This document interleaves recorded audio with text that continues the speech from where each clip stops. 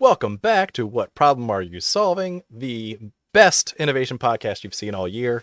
That's right, we're back for 2025 and we are ready to crush it. Heck! Crushing it. New Year's resolutions and everything. So, as Sorry. always, Ty's really crushing it. How you doing, gentlemen? Missed you guys. Crush. Did you have a break? Missed you more. I didn't miss neither one of y'all. Miss you more.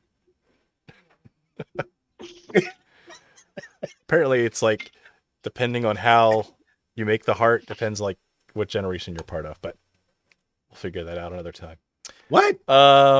Adam, what have you been up to? Ty can ask me. All right. Ladies and gentlemen, we have a world traveler here. Yes, it is. Heart. Woo-hoo. Mr. Adam Burke went and took off. He left his family. He went overseas. So, Adam, why would you leave your family at home and go overseas? I didn't realize that was how you're gonna. But I think absence makes the heart grow fonder, is what they say, right? Bingo. You need Good to. answer. You need to diverge, converge. A little design thinking for the family. I think that's what we were calling it. Okay, there you go. Daddy, You gotta what did you bring us? Embrace constraints. So we actually did bring home some baklava Ooh. and Oh, nice. some Azerbaijani tea. Thank you to Evray. But the jam was jammed in the security garbage. Did you say exactly where you went? Did you say where you went? I did. So I know you thought I went to Turkey, which I connected in Turkey. Oh. Ooh. Yeah, always a little So you went to detour with me. You know what I mean? How in the devil did you end up in Azerbaijan? You know, I had some good friends from Turkey, from back in the innovation days, and they invited me to Azerbaijan. Yeah. How did you Just end like up all there? my long, like decade. I'm going to invite you We to had Delaware. You should. Yeah, I will accept your invitation To Delaware. Yeah, Sage Ozan from Sage invited me to Baku with Kaushal and Earl and the team, and we hopped on a couple flights and we did some innovation stuff. We did some entrepreneurial mindset stuff, not startup stuff. Entrepreneurial mindset for students and trainers of the ecosystem. I love it. That's awesome. It was great. Were these university students that you were working with? So it was a very cool model, and we'll bring Ozan and the team on. But some of them were students, and some of them it was a train the trainer program, which was even cooler. Especially, I love working with the students and the entrepreneurs. But if you're going to be far away for a limited amount of time, you do have a little bit more leverage, a little bit higher ROI working with train the trainers in that. So we trained, I think, like 50 or 60 folks in the ecosystem. And I think they're back this week to finish up the training. So yeah, we'll have the Sage we'll have the Sage team on, and not just like we're having David Bland on next week. I think we're going to go on Burak's show. He's been posting a lot about customer discovery, and so David Bland. But now we have Burak. Burak Ladies and gentlemen, that means that we're going. To, that means that What Pays is going international, baby. Woohoo! That's right. That's right. So we got some.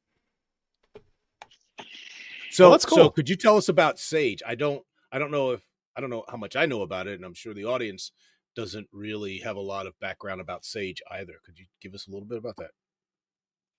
Pull it up for me, John. I almost wore the t-shirt. I got a mug in the kitchen. I think sagehq.com. Sagehq.com. So as John pulls it up, what is Sage? Sage is an entrepreneurial student training organization teaching entrepreneurial mindsets around to sort of students and trainers around the world. Oh, That's awesome. Is Let's this see, this let's it? see how much of that. Yeah. All right. And I Oh, thought God. it was really well done, because it's hard to grasp even when you're in, the difference between just the entrepreneurial mindset and startup, right? And it was not Right. startup, and every time it's same Good. way, when we teach, it's to pull them away from the solution and towards the problem. And it was like Mm-hmm. this was towards entrepreneurial thinking, and not just creating startups. And even though I was one of the facilitators brought halfway around the world, even for me, admittedly, you do get stuck in a startup mentality. And even some of the people I've been in touch with since, it has reverted back to like helping them with their startups. Nice. Car wash, my car wash friend, as I shared with you, we'll save that video for another time. I thought that was an But incredible yes, it was a piece of pleasure work. to. Yeah, I thought that was an incredible piece of work that you did with that young man in 5 minutes. Just, I mean, we'll share it later, but just know, those in the audience, We will. that in 5 minutes, Adam just really helped the kid think away from solution, but start thinking about an opportunity and a problem he wanted to solve. It's good work. Love it. That's cool. But let's see if it works. Let's see if the good work works. That's kind of where my brain is at for 2025. But yes, it was a good example. Let's just put it that way. I don't want to pat myself on the. It was a good example of still, no matter where you are in the world, how people think the same about startups and entrepreneurship, and innovation, for better and for worse, and why I think there's still a place for chuckleheads like us in the world, because it's so obvious to us, and there's no good ideas or bad ideas, Yeah. but there are sort of obvious. There's obvious mistakes out in the world still Well, left, and a lot. And I'm glad you really overemphasized though the mindset too, because that's one thing that we tend to assume or take for granted, right? But sometimes you can follow the process and still not have the entrepreneurial mindset, right? That puts you in the right frame of mind of failing fast, intellectual humility, the concept of running experiments. It is foreign to some people, and some people never get it. yeah, I give, again, we'll have Ozan on directly and the whole team, but they were doing a lot of exercises around, just ideation, but then letting go. I was trying to sort of like live stream from without trying to over post, but like, yes, I think they did a great job over there of really emphasizing sort of letting go. I think I did a Frozen remix. There was definitely some AI help from that, but I let it go. I won't sing it, here, but I did. Thank you. I did a little Frozen remix of letting. Oh, well, now don't dare me. Don't tempt me with a good time. Yeah. So yes, this mindset, and again, when you're just doing exercises, it's much easier than with your actual idea. But yeah, let it go. Awesome. Let it go. I'm really proud of you, Adam. I mean, I've known you for 10 years now, and we've done this. This is now season 2, which is incredible, guys. It's like we've done this almost a full year, going in one full season, right? I say it's season 2. I went back to the logs, and it's season 2.5, because I found the episode, that we did in like 2017, or maybe not that early, but go to the archives. We did the 4th episode together. Yeah, I went to the archives. All right, go ahead. You were gonna. No one's ever proud. I can't believe I interrupted your. I preempted a compliment. Let's hear. What are you proud of? Let's hear. Yeah, that. Stop it. No, the fact that this endeavor of the three of us every Monday night jumping on here at 9:30 and talking for 50 minutes to an hour, and just bringing in experiences to hear you have and maintain the conversations that we've had here, and then taking them overseas. I mean, it's just a continuation. Been doing it for a long time, and I'm really happy about the experience that you bring. But in the same way, you went over there and you bring it back, and you offer up the lessons there and what you see there to us to come back and say, yeah, it's what happens all over the world. People really want to do really good stuff, and yet they get caught in and sometimes get in their own way, get in their own way that will keeps them from really experiencing real success. And Well so, then, I appreciate that. well, wait until you ask me what problem I'm solving because I have one queued up, which is I wasn't expecting the whole. I was going to mention Sage and I was going to make sure they got some credit, and obviously it was a big trip, but I didn't know we were going to go this deep. I think we should definitely have them on the show. So what But problem yeah, are you wait until you solving? ask me what problem I'm solving. Oh, thank you for asking. Oh, good. There you go. Happy New Year. I think there's a way to broker pre-sales in a way that manages trust on both sides. So there was a startup. Again, this was startup, not mindset. This was one of those where I was just like couldn't resist and talking to the team and got the question from the audience about like we have a buyer, but we're in this, new market or developing market, whatever term you want to use. I think there's plenty of developing. We made the point that, there's certain cities right here in the States that would consider themselves technically emerging markets or smaller tiered markets with, or regional markets. But you hear a lot. It's like, we can't make this sale until the product's done. And it's like, well, how long do you need until the product's done? Well, we need 5 engineers in 5 months and 250,000 US dollars. And again, I didn't want to bring it up because I didn't want to. The chuckleheads in us are coming out, and this team this is a brilliant team. And I was going to try to go the angle like, you don't know that I'm talking about you because it could be anyone, but in this case, they will know it's exactly them. There's especially given the location reference, but like.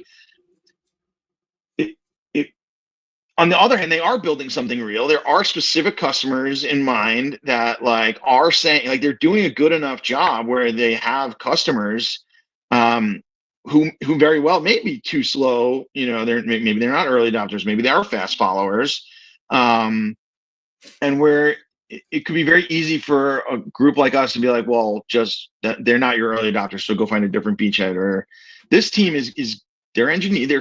They're gonna build something for so maybe we can shave a month off the dev time. Maybe there's things that we could do, but we've taught LOIs before. I really do think there's a way to make an enforceable LOI, not change anything. So if the customer doesn't buy it, then we are talking them out. Like here's a guaranteed delivery date. You don't pay if they miss it by a minute. But if they do hit the delivery date, your funds are locked up by a third party, us. Kind of like it's a Kickstarter meets I don't know, like a payback model. Pre-sale. I mean, like it's like Kickstarter meets even Product Hunt kind of thing. But yeah, I mean, it's not that smart of an idea. And a lot of people are doing it, but it's the psychological. I see this all the time. It's like, well, in the beginning, we used to have all these examples like, oh, well, QVC pre-sell, the things you see on TV, or now Tesla, whether you want to like them or hate them, they pre-sell. It was pre-sale. They funded their development, and they got people to trust, and they pay. It's not all vaporware. But it is an excuse. I don't want to say it's a crutch, but it's a real problem. It's a legitimate problem that that's mostly engineers, but even first-time founders, second-time founders, they genuinely believe that the 5 months, $250,000, and just finishing the product is the thing that's gonna. And the customer is actually saying that. So now, and there's no way to know. There's no way to sort of call the bluff, but if we call the bluff for them and said, okay, we'll guarantee this software, then either they learn for real that in 5 months they wouldn't have bought it anyway, because now it's guaranteed. Obviously, if there's solid, then we have to be trusted as much. But I think you can create it. I hate to fall behind the Silicon Valley, but like there are ways of putting the money in escrow and genuinely like locking that in. Right. But yeah, I mean, it's almost like custom software at that point, and that you're paying for up front. But pay for it. And then we would either front the money, or we would have like almost like a startup studio. We would then, if they just needed time and they could build it themselves, then there you go. Like the transaction's over. Like now we're just a broker, and you get the money when you deliver. And if you don't, we're the ones enforcing it. And then at that point, the customer would have the option if they still want the software or not, but it would be fully back on the customer. And then you could throw in a startup studio model to that, where if the pre-sale does go through and they want to get it to market quicker, I know the Mythical Man Month doesn't always work, but you could actually, now that we're on the hook for like, we could actually guarantee by throwing some extra engineering support, which we'll get to some of this AI, this lovable coding, which is the last thing on my list to talk about. But then I think there's ways of guaranteeing the delivery if it's something that the customer is saying they really want. So I think there's a I don't know if it's an arbitrage, but I think there's a model there that works. So that's so here's what's interesting to me is I've listened and trying to figure it out, and I'm not exactly sure what the problem is. And it's just because obviously John, he's onto something. I mean, he was able to do the analogy, and it makes sense to him. And I think it's part of his engineering and what's that agile scale stuff that he's spent a lifetime really getting really skilled at. But I don't know what the problem is for this group of really smart individuals who are building something. Is it that they don't know what the market is? They don't know. They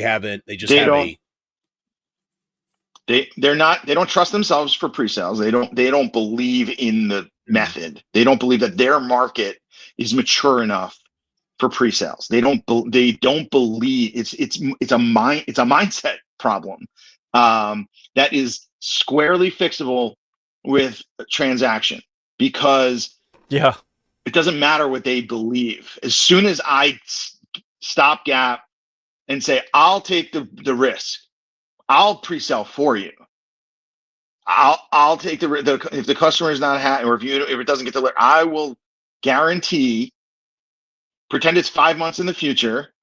I will if you don't feel comfortable pre-selling for whatever reason, which is legitimate, because not everyone believes that, and people think that their customers aren't ready, and that's totally legit. There's no way to prove that true or false until you spend the 6 months building it, and then they don't buy it.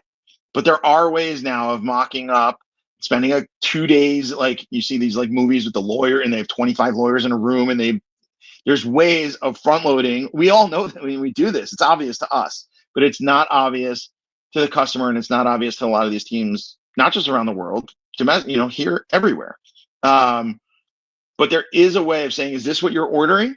Is this what you're delivering? Like there's a way of brokering both sides of that, but then putting an enforceable LOI, and not just a bullshit Startup Weekend LOI, which Startup Weekend's a fantastic tool.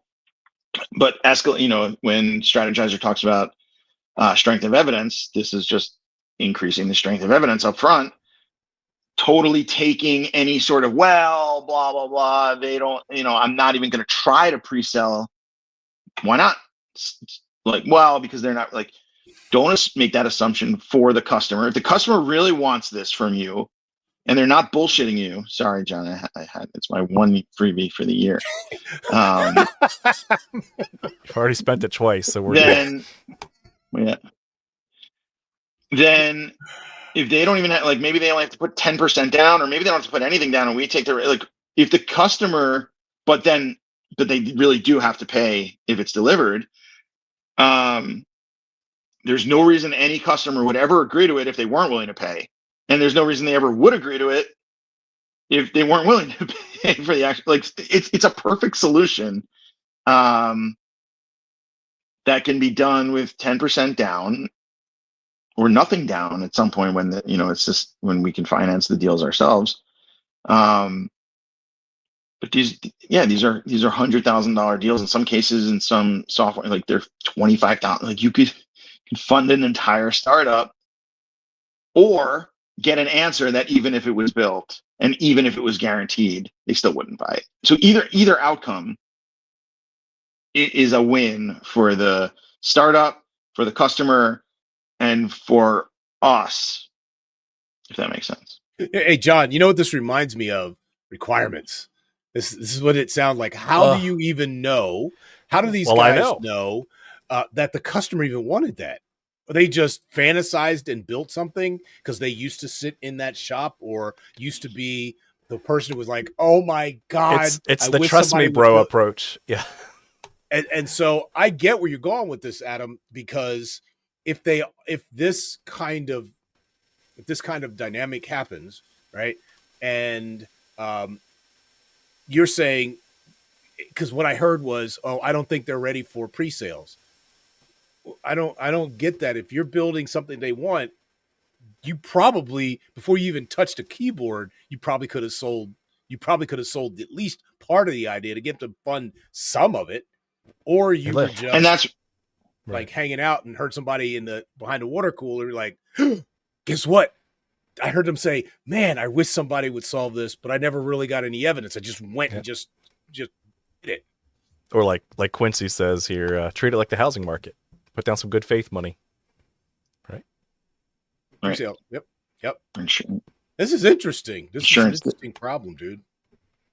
And this is also like, I was very mindful. Like there's certain teams where it's just like, that I was careful to bring this up. Like this team is smart. Like they know what they're doing and it's not entirely a trust me bro. And when I hear their side of the story, it's like, maybe they do need, I know they don't, but maybe they do need to build the whole thing. Maybe maybe the customer does need to see it, but they don't. But like, yeah, there's some middle that trust me, bro, I'm 100% sure can work to solve both sides of this, trust, whether it was a smart contract or just a broker kind of a situation. Yeah, because either way, you're getting good data. Either you're getting the pre-sale. I mean, so here's the one thing that I've tried in a similar approach. This was more of a senior leader, like a boss's boss was trying to go all in on the solution. And, basically I asked him, would you be willing to bet a year's worth of your salary that you're correct? Right. Yes. Now, when you actually put your own stakes on the line, oh, wait. Oh, I have to bet with my money now? Well, that's a different story, right? Then the real answer comes up and it's not 100% at that point.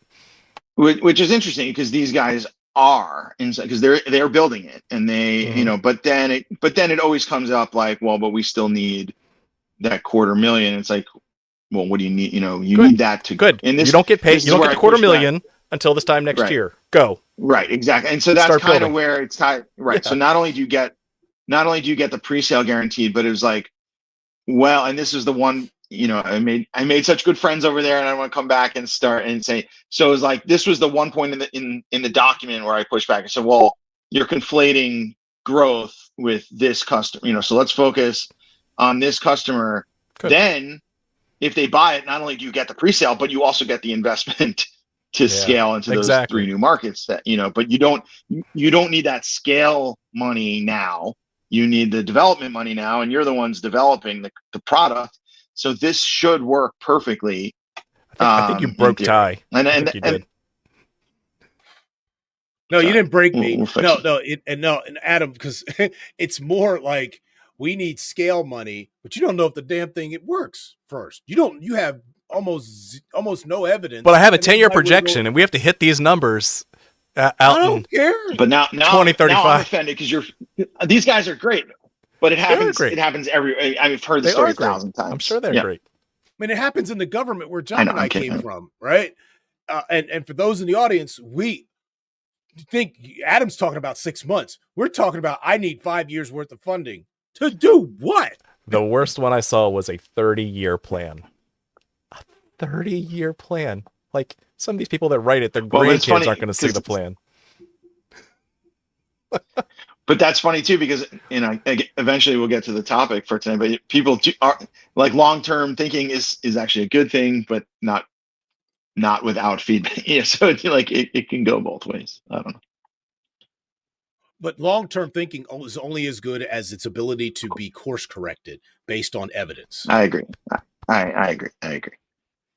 Love it. Otherwise, it's as my homeboy who was a pilot in Navy, it's all thrust and no vector because you can't change. You just, Which, you know what? Shove the engine straight forward and just go.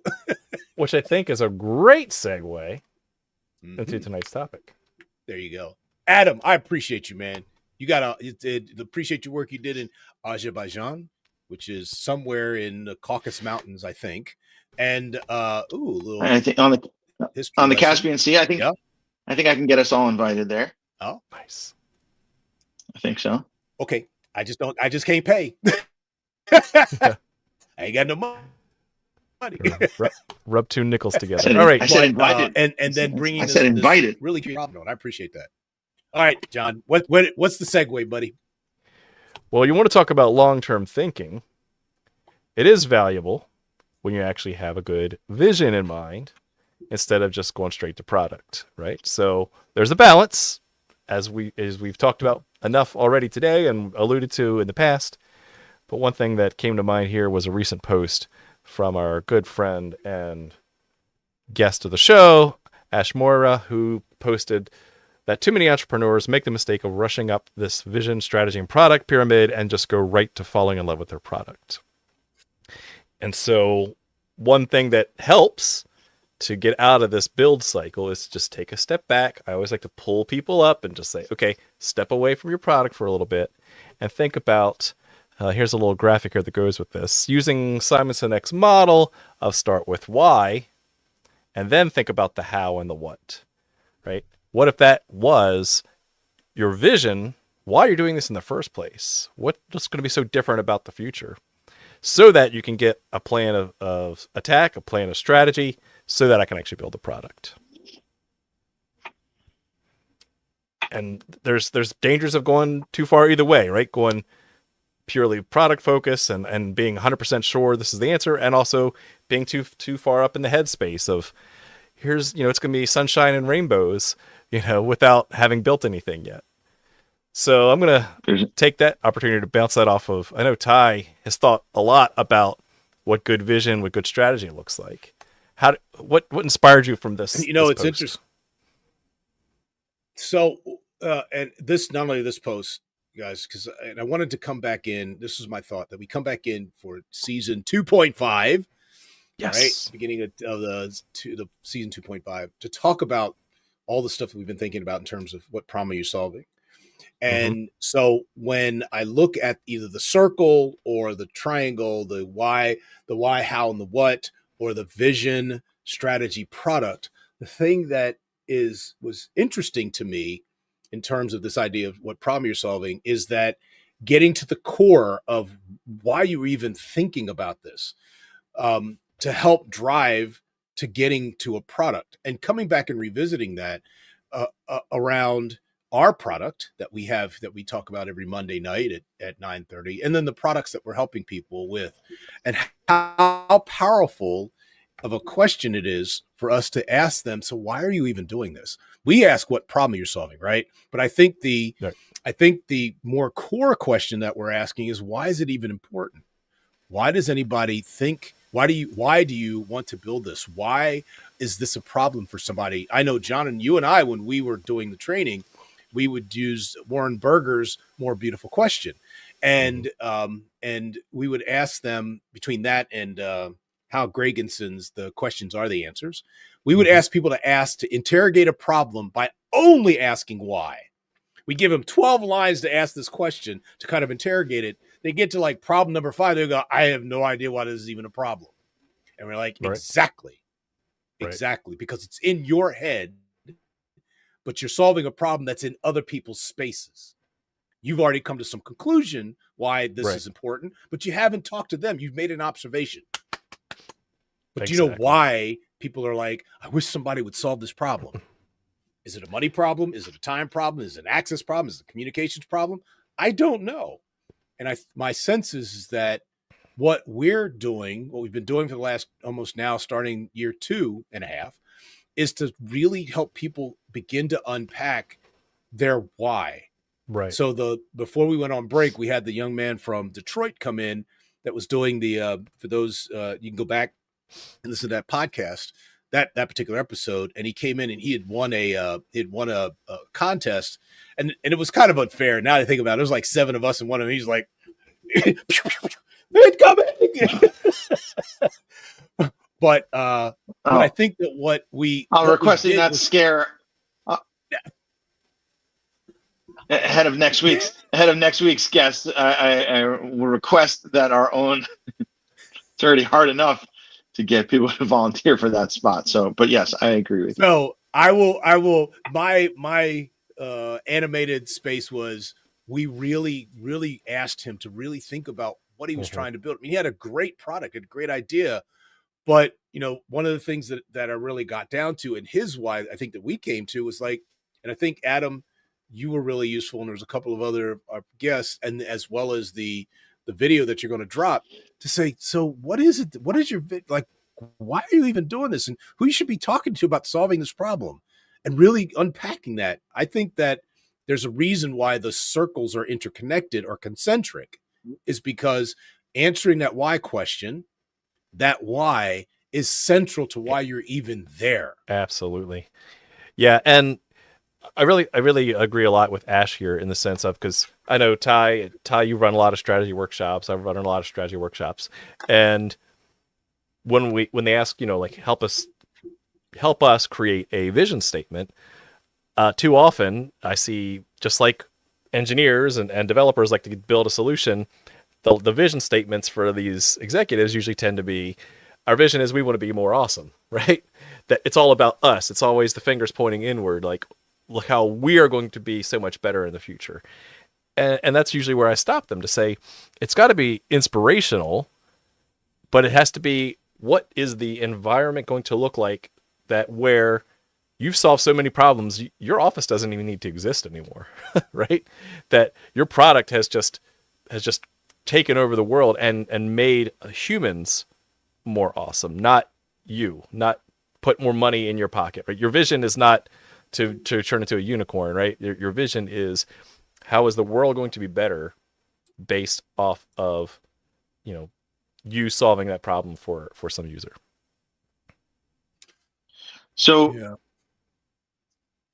So the same way the problem is not the inverse of the solution. How is the Right. vision? Like, I agree when I say, Sure. what problem are you solving? 50% of the time, I love it. the founder will say what problem they're solving, what problem they have, not what problem they're solving for the customer. It's sort of a trick question, and then Sure. we'll get to it, and that's fair. All right. But yes, when you frame it that way, I agree. But is it like and when you know how to frame it, you know how to cheat, it's, what does the world look like? Well, the problem is solved. That's enough. It's almost like enough sometimes. So if it's, because it's emergent. Yeah. No, I'll get to it, because you nailed it, right? Like Tesla's vision statement is like renewable energy.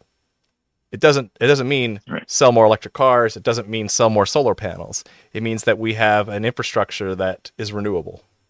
And that could be solved not even by Tesla. That's the scary part, right?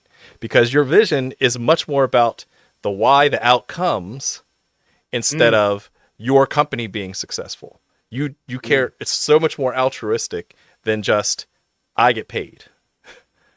Same thing. It's like, why do you get up in the morning? Why do you work at that place that you work? Well, to get paid. No. Let's step back. Why do you work at that place? What does that organization do to free yourself, to get to an outcome, not an output? The output's cash in your bank account. But why did you choose this employer, right? Or for an organization, right? If you were successful, then again, your organization, your office, your product doesn't even need to exist anymore. And that's okay, because you have met the why you're doing it in the first place. What I like about what you just said is, and this isn't going to it won't align up with the graphic, but output, throughput, outcome, throughput, output. Yeah. Absolutely. outcome, throughput, output. And as we all Mhm. know, people do what? They confuse outputs and outcomes. Yeah. I built And so 20 things. Who cares? Right. The problem I'm solving is the outcome. I mean, output. Yeah. Why are you building this? So people can buy it. No, stop. That's not why you're building it. And so when you Right. fall in love with your product, right? Mhm.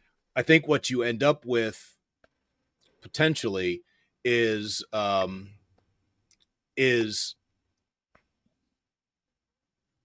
ignoring evidence that might suggest that you're building the wrong thing, right? Exactly.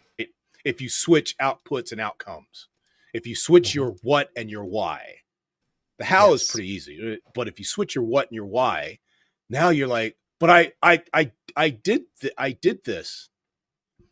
All right. Okay. Could they have done it without you? Well, yeah, but if it's a but, yeah, But yeah. then you're building to an output, not changing the outcome. It's like when we say, John, you and I, when we were working inside, because, and I say inside for those in the audience, we used to work in a very different environment in the federal government where they weren't concerned about dollars and cents. They were concerned about mission.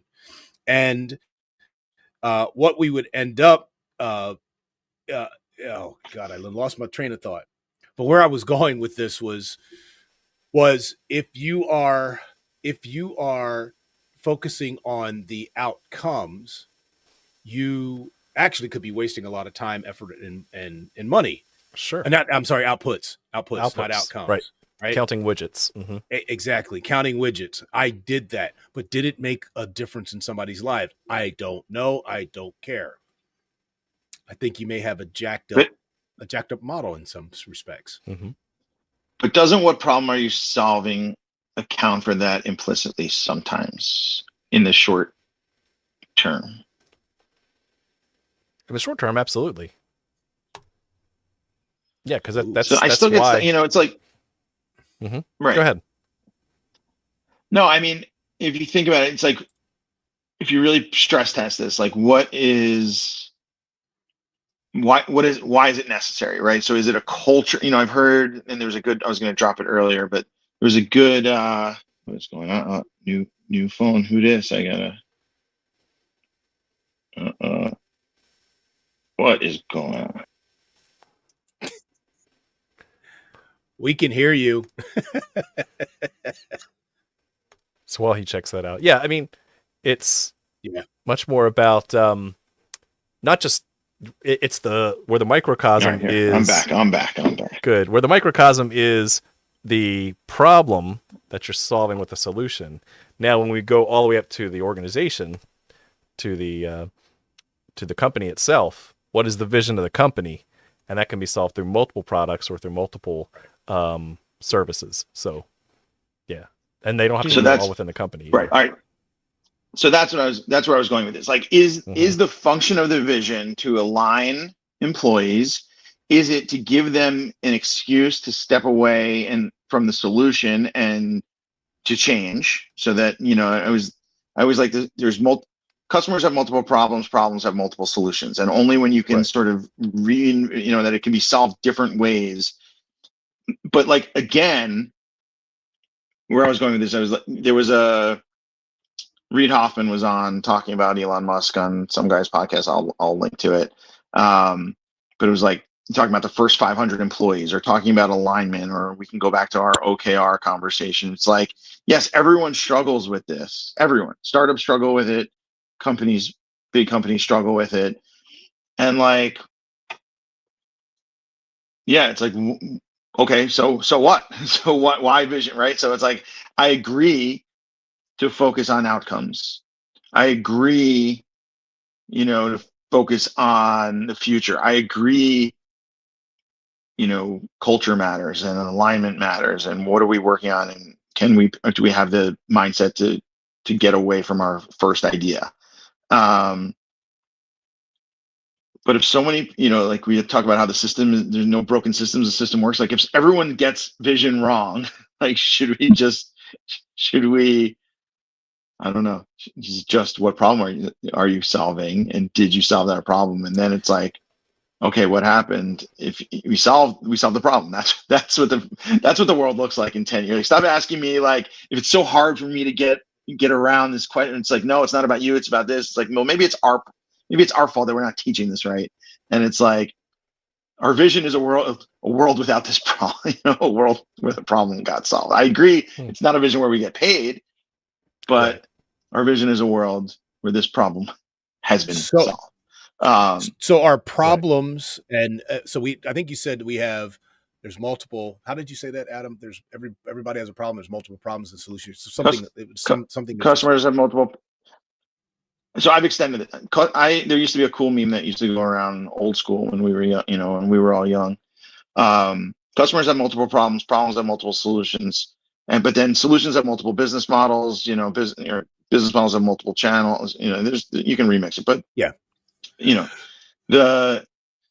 I think we've used this example on the show. You can solve air travel with supersonic speed or with TVs in the back of your seat. It's the same general solution, maybe not for the person that needs to get to the meeting or the wedding on time, but for the most part, a 6-hour uncomfortable flight is one solution, or a 20-hour comfortable flight is a solution. They're the same solution.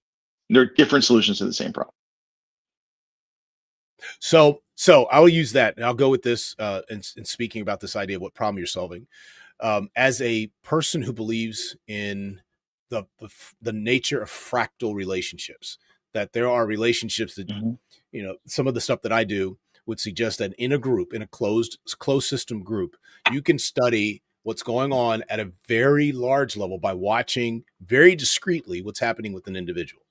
Right? There are bits and pieces of everybody in that closed system that shows up, and so in a person, and so is the 6-hour travel, or is the travel, right? 6 hours uncomfortable, 20 hours comfortable. Is that the problem we're trying to solve?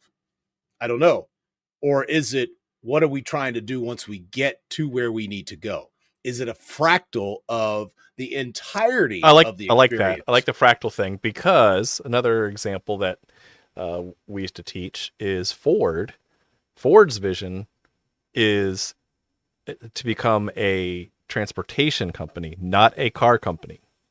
Let me say that again, right? It is to transport things, people, and items, not just put 4 wheels on something that moves, right? And so once you go beyond that, you can find that there are multiple solutions that can solve that transport problem, and multiple, avenues, not just platforms, but also, what do you do with the data? Can you do AI? Can you do route navigation? Can you do all these other things with the data is the new oil when it comes to that. So, but I would still argue that that is still what problem are you solving? To me, that is still what problem you're solving. And it just takes it. The how is, if you're willing to take the how out of how you're solving the problem, the vision, then I'll still say that. Let me flip that around then. I think where you're going with this. I like you challenging this.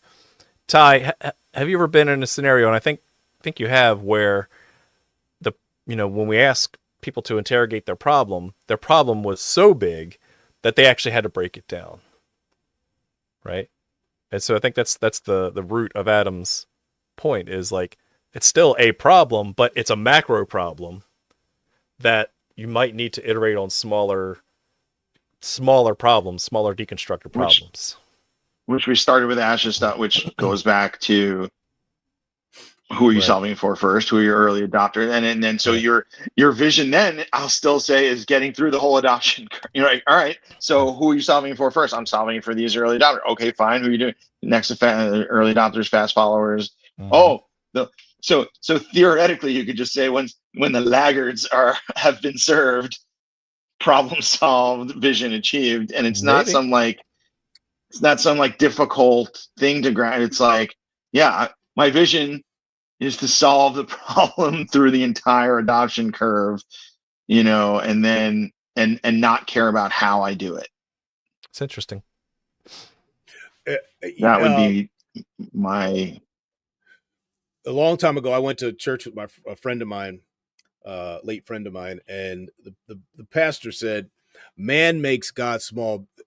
Man makes God small because a man can't understand God because of the enormity of this idea of how big it is, and so the human mind, the capacity to make it small, allows us to at least concentrate on a part of it, something that we can control. Now, humans being humans, we then go and screw it up, and then we make it so personal that we depersonalize the capacity to solve the problem, right?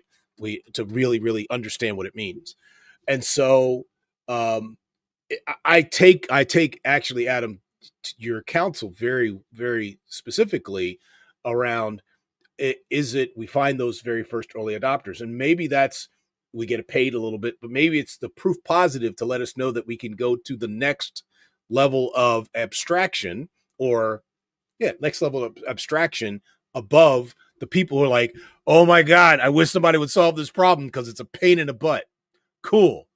But making sure, I think that what we bring to the world, guys like the three of us, we bring to the world is making sure that they really understand that they're going to a minimal set of abstraction, or piece. I don't know. Abstraction is out. Whatever the opposite of the abstraction, where we're going in and very focusing very discreetly. Discrete. Mm-hmm. Discrete, I think, is the word. Yeah, doing the discrete investigation to say, I heard you stand by the water cooler. What does that mean that you have that problem doing that particular thing? And then, okay, I've solved that. I wonder, and we know this, I wonder if there's a next level out that somebody else of abstraction they might say, yeah, I don't have exactly that, but I have something that looks kind of like this.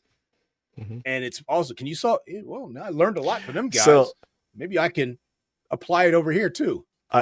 As the resident philosopher too, you really sparked something in me. So I love that description that pastor came up with, because there are two opposing theosophical beliefs. There's cataphatic theology and there's apophatic theology. So the cataphatic is what God is, right? So this is like God, we know him as the big guy in the clouds, long white beard, it's been around since before the earth was created, that kind of stuff. So these are all attributes that we start to collect the little pieces of God and say, when you put all these together, that's God. The more spiritual, the way of approaching God is what he isn't, or the empty space, or what is unknown or unknowable or ineffable about God. And it's resting in that part of, I don't know, and that's okay, but I'm going to experience it through lots of little interactions with the world, right? And so I love that. It's really fascinating. It sounds like customer discovery to me. It does. It really does. The first one is the product centric, right? Right. The second one is the customer centric. Is the I don't know. Let's start asking good questions and see what we come up with.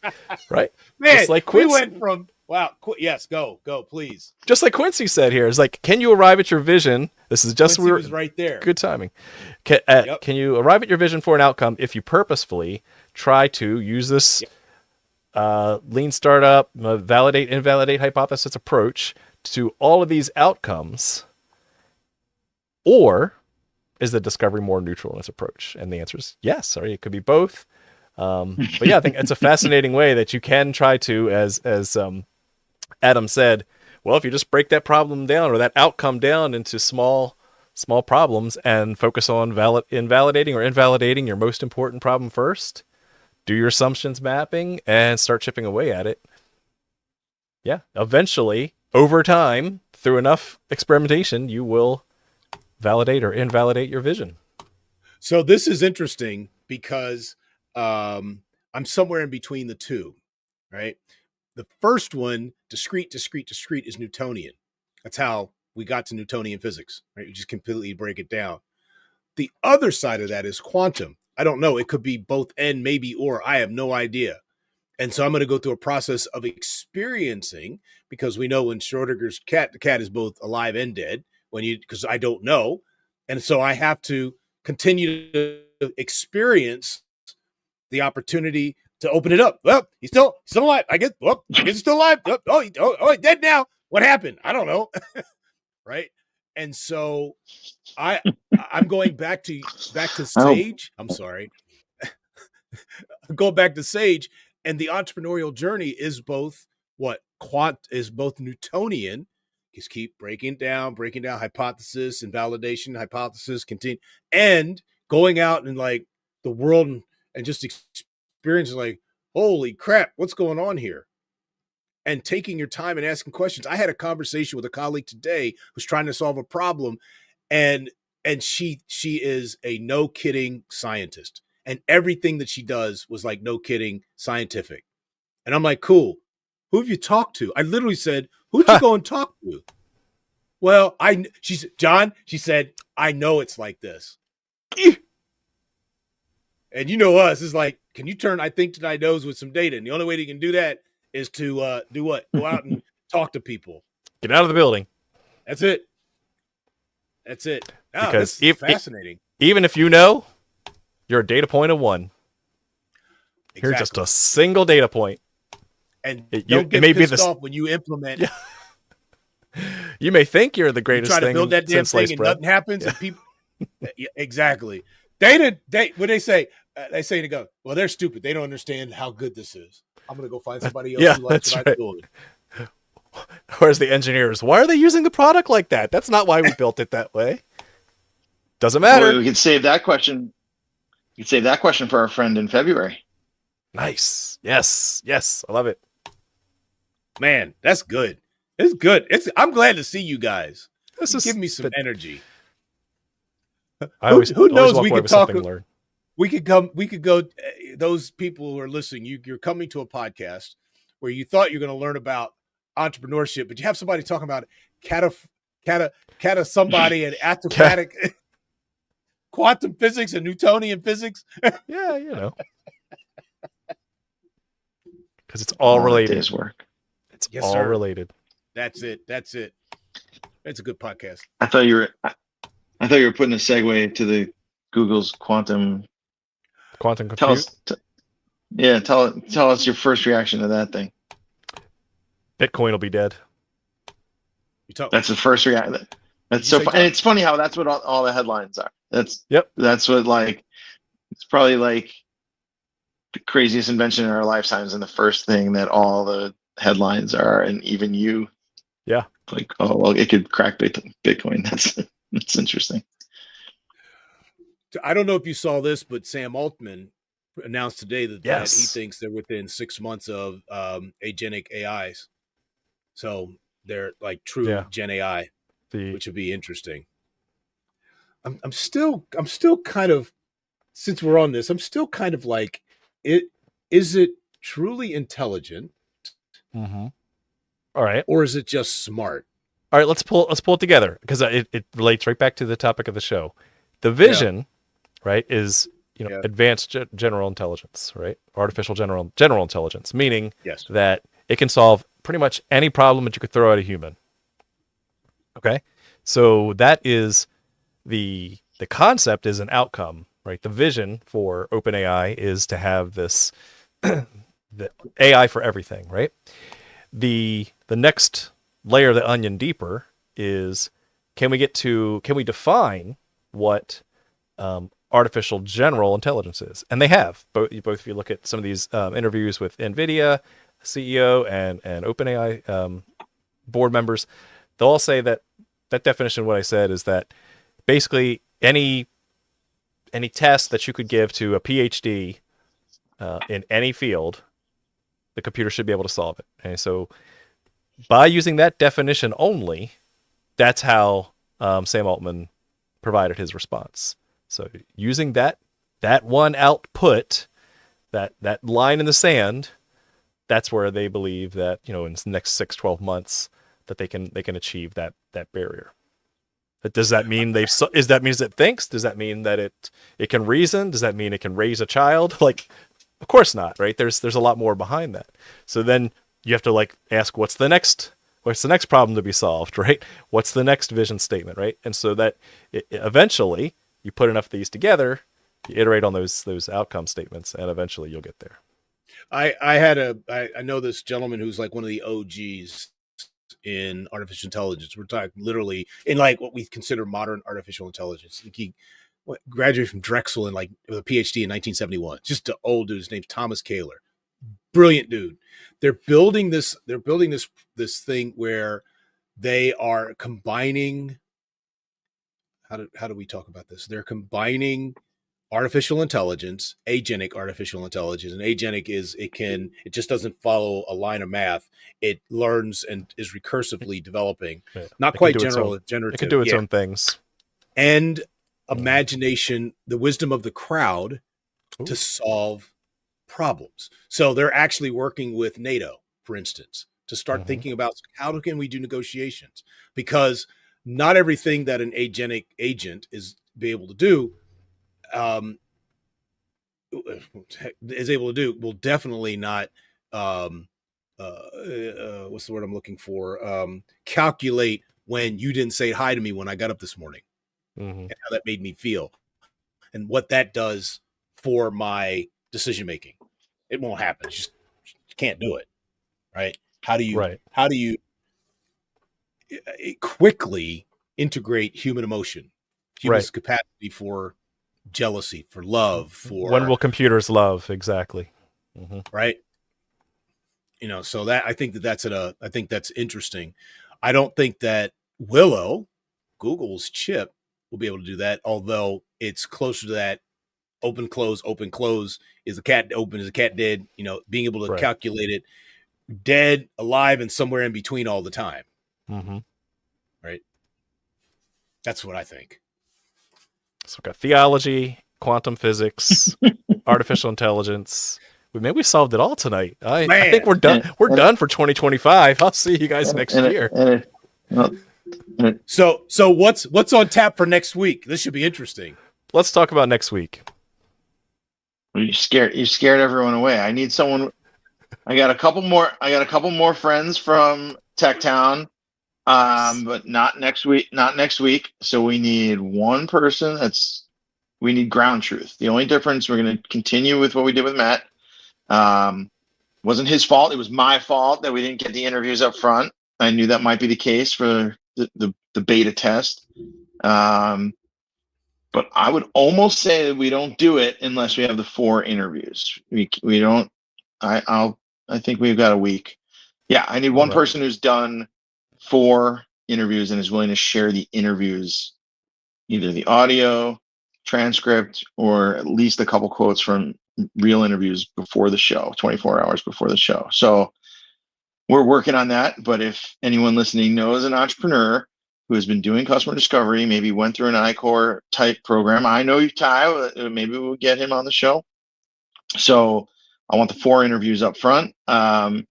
We have a backlog now because now some of these folks from these, graduating from these 100 interview programs are actually willing to come on, but not on the 13th, so quickly into the new year. So yeah, we need one person, 4 interviews.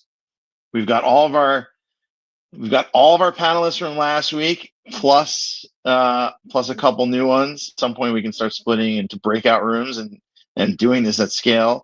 But next week we're gonna have the same amazing panel, and one entrepreneur, 4 interviews, 8. And so I want to say I'm looking forward to that. But we also, I'm gonna a little bit of a teaser that we've lined up a guest. Some of you will be able to see live. Some of you will have to watch it on tape. But we've lined up a guest that'll be on in February, who is an internationally known author who can really help us kind of unpack some of this really crazy stuff known as humans. How's that, guys? We'll give another hint. We'll give hints every week. Just follow the breadcrumbs. Yep. That's right. Follow the breadcrumbs. Awesome. Well, so John, you going to take us home? Let's take us home. Look at the time. Look, we talk so much. John was like, What? What are you talking about? I love it. Yes, we broke the 1 hour barrier. This has been fantastic. It's great to see you guys into the new year. I think I have a good feeling about innovation in general, right? And what problem are you solving in particular? But I think this is going to be a great year, and let's focus on our vision and turn those resolutions into good outcomes and outputs. I want us. Here's a goal for us. Here's a Okay. goal. Season 3, we open at CES. I like it. That's feasible. Let's do it. Season 3, we open in CES. And we're You heard it pulling here people first. off the floor. Se- How's that sound? season two, at least one episode live from Baku and live from Paolo's olive orchard. And Although the Delaware. internet's not too good, then we'll have to record that. And where, John? Delaware. And Delaware. Delaware. I'm going to Rehoboth, man. Let's go. All There right, you go. gents. See y'all next week. Until then, be awesome. All right, guys.